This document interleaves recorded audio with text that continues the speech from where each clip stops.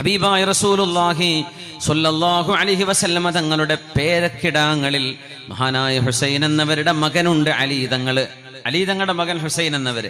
അവരുടെ മകന്റെ പേര് അലിയാണ് റളിയല്ലാഹു അൻഹും അജ്മഈൻ. അലി ഇബ്നുൽ ഹുസൈൻ ഇബ്നു അലി ഇബ്നു അബി ത്വാലിബ്, മഹാനായ അലി ഇബ്നുൽ ഹുസൈൻ എന്നവരെ നിസ്കരിച്ചു കൊണ്ടിരിക്കുമ്പോൾ വീടിന് തീ പിടിച്ചിട്ടുണ്ടായിരുന്നു. ഈ ചരിത്രം നമ്മൾ പറയുമ്പോൾ അത്ഭുതപ്പെടുകയാണ്. നമ്മളൊരു കൊതുകടിച്ചറിഞ്ഞു അല്ലേ? ഒരു ഫോൺ റിങ് ചെയ്ത് വൈബ്രേഷൻ ആയാൽ പടച്ചോനെ ആരാ വിളിച്ചിട്ടുണ്ടാവുക? കസ്റ്റമർ ആവോ, ഇന്നാളാവോ, അതാവോ? വീടിന് തീ പിടിച്ചപ്പോ മഹാനായ ഹുസൈൻ ഇബ്നു അലി തങ്ങൾ നിസ്കാരത്തിൽ സുജൂദിലാണ്. ജനങ്ങളെല്ലാവരും ഉറക്കെ വിളിച്ചു പറയാൻ തുടങ്ങി, യബ്ന റസൂലില്ലാഹ് അന്നാർ അന്നാർ, യബ്ന റസൂലില്ലാഹ്, റസൂലുള്ളാഹിന്റെ പേരക്കുട്ടിയെ തങ്ങളെ തീ പിടിച്ചിട്ടുണ്ട്, ഓടി രക്ഷപ്പെട്ടോളൂ. ഫയർ ഇവാക്യുവേഷൻ ഏതൊരു മോഡേൺ നഗരത്തിന്റെയും പ്രത്യേകത ഫയർ സേഫ്റ്റി ബിൽഡിങ്ങുകൾക്ക് ഉണ്ടാവും അല്ലേ? നമ്മളൊക്കെ സ്കൂളുകളിൽ, ഗൾഫ് നാട് ഇവിടെ ഉണ്ടായിരിക്കാം, ഒരു മിനിമം ഒരു 3 മാസത്തിൽ ഒരിക്കലെങ്കിലും ഫയർ ഇവാക്യുവേഷൻ ട്രെയിനിങ്, ഒരു ട്രയൽ റണ്ണിങ്, വെറുതെ ഒരു ബെല്ലടിപ്പിച്ചിട്ടെങ്കിലും ഫയർ ഉണ്ടായാൽ എങ്ങനെ എസ്കേപ്പ് ചെയ്യണമെന്ന് മക്കളെ പഠിപ്പിക്കും. തീ പിടിച്ചാൽ അതിനപ്പുറം വേറെ വിഷയമില്ലല്ലോ, ഓടി രക്ഷപ്പെടണ്ടേ, അത് ഓടാനുള്ള വഴി. പിന്നെ ജീവനെ പേടിയുള്ള ആളുകൾ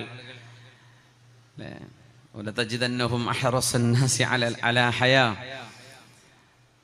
സുബ്ഹാനല്ലാഹ്.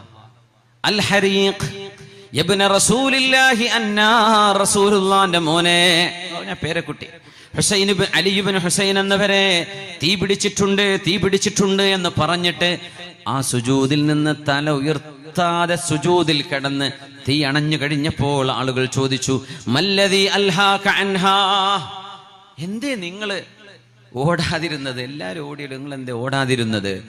അൽഹാനി അന്നാറുൽ ഉഖ്റാ, മറ്റേ തീയിനെ കുറിച്ച് ഞാൻ ആലോചിച്ചതാണ്, പിന്നെ എനിക്ക് ഓടാൻ തോന്നിയില്ല. സുബ്ഹാനല്ലാഹ്, അതൊരു മറുപടിയാണ്.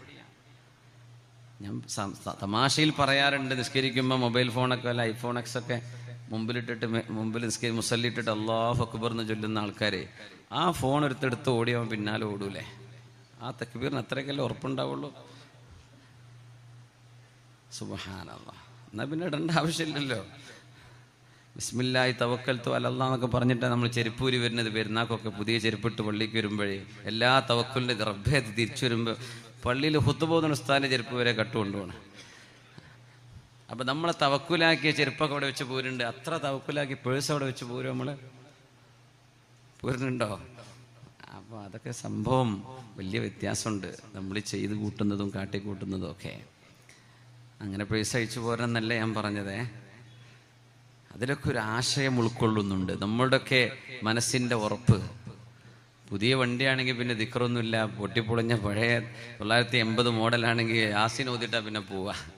അപ്പൊ നമ്മളൊരു ഭൗതികതയിലേക്ക് നമ്മുടെ മനസ്സിനൊരു ചാഞ്ചാട്ടമുണ്ട് സ്വാഭാവികമായി. ഇങ്ങനെയാണ്, അത് പാടില്ലെന്നാണ്. അസ്ബാബുകളൊക്കെ അള്ളാഹുവിന്റെ സംവിധാനമാണ്, പക്ഷേ പ്രാർത്ഥന അതുമായി ബന്ധിക്കേണ്ടതില്ല. സുബ്ഹാനല്ലാഹ്, ഏത് നേരവും എപ്പോഴും അൽഹാനി അന്നാറുൽ ഉഖ്റാ, മറ്റേ ആ നരകത്തിന്റെ തീയാണ് ഞാൻ ഓർത്തുപോയത്, അതുകൊണ്ട് എനിക്ക് തലയുയർത്താൻ കഴിഞ്ഞില്ലെന്ന് മഹാനായ അലി ഇബ്നുൽ ഹുസൈൻ റളിയല്ലാഹു അൻഹുമാ. അല്ലാഹുവേ, നമുക്കൊക്കെ അങ്ങനെ ഒരു നിസ്കാരത്തിന്റെ ആനന്ദം നൽകണേ തമ്പുരാനെ.